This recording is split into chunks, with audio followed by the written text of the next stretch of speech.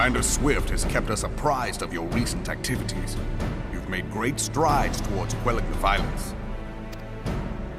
Despite our best efforts to determine what provoked this uprising, truth continues to elude us. Have you uncovered aught which might shed some light on the mystery?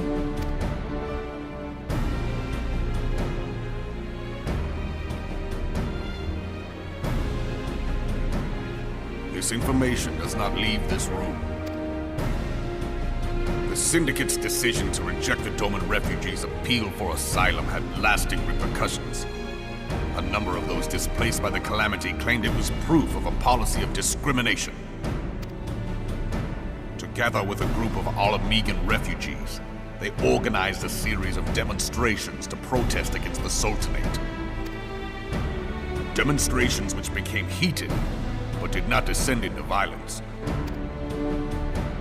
Until a certain incident served as a call to arms. A unit of brass blades sent to supervise a demonstration loosed arrows upon unarmed protesters. It was this atrocity which prompted the refugees to take up arms. I need not tell you what followed. We assumed at first that the attack was born of a miscommunication. When emotions run high, they happen. But suspicions were raised regarding the unit's commanding officer, whom I ordered interrogated. Sure enough, our fears were soon confirmed. The dog confessed that a merchant had offered him coin to give the order. A merchant in the employ of Teledji Adeledji. Teledji Adeledji? But he spoke in favor of the Doman's cause, and has ever seemed sympathetic towards the refugees' plight. Why would he do such a thing? Know you of the Cartano Reclamation Bill? It is a proposal to annex the Cartano Flats so that refugees may establish permanent settlements. When last I looked, that was disputed territory. Aye. Some might even call it a battlefield.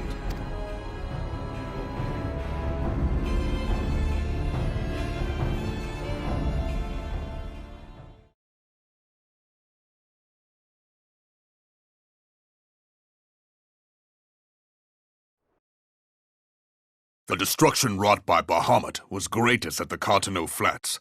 That much is common knowledge.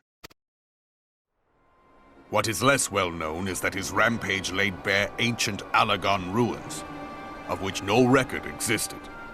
There are certain differences of opinion as to how these ruins should be handled, which is why each nation maintains a military presence in the region to this day. Yet differ though we may, we are still allies. Therefore, in the interest of preserving the Eorzean alliance, we have reached an agreement. Any conflict which may arise during the course of military exercises in the region shall have no bearing on relations between our nations. In full knowledge of this delicate state of affairs, Teledji Adeledji proposed the Cartano Reclamation Bill. A shameless, bloody ruse which stands to benefit him in but one conceivable way. If successful, he will gain control over the disputed territory under the guise of assisting in the resettlement effort. And you can be sure he'll build an orphanage next to every Alagan ruin.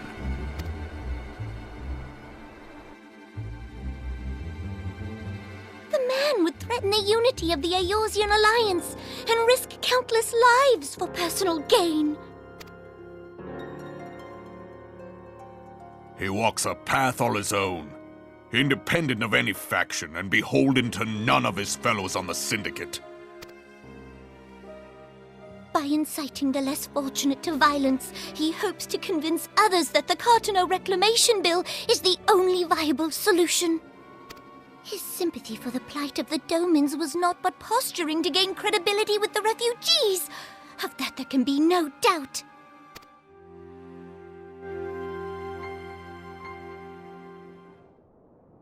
Forgive me, but what could possibly motivate Teledji Adeledji to go to such lengths? What is so special about these ruins that he would risk his position on the Syndicate, and, most likely, charges of treason against the Sultanate? Omega. Pardon?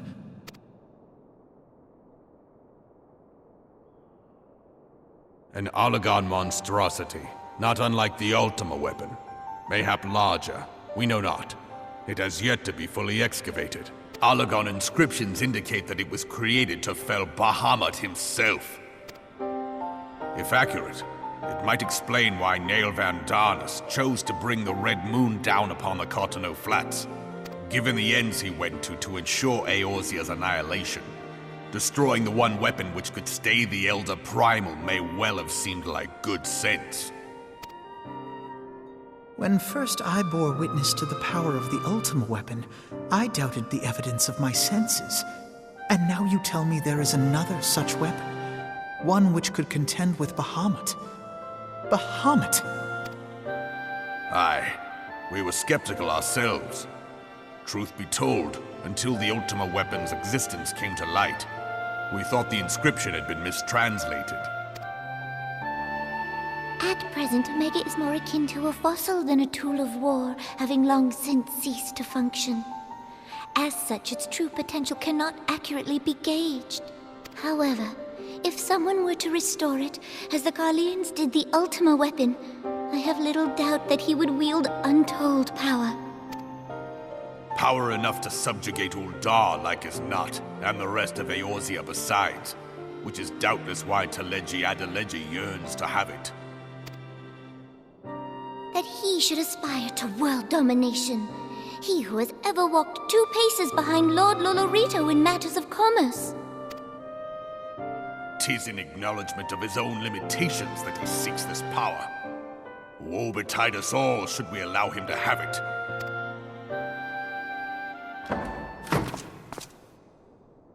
Pray waste no time chasing rats. Only a fool would believe that secrets can be kept in ul'dah. It would seem the implications of the Sultanate's refugee problem are rather more far-reaching than we assumed.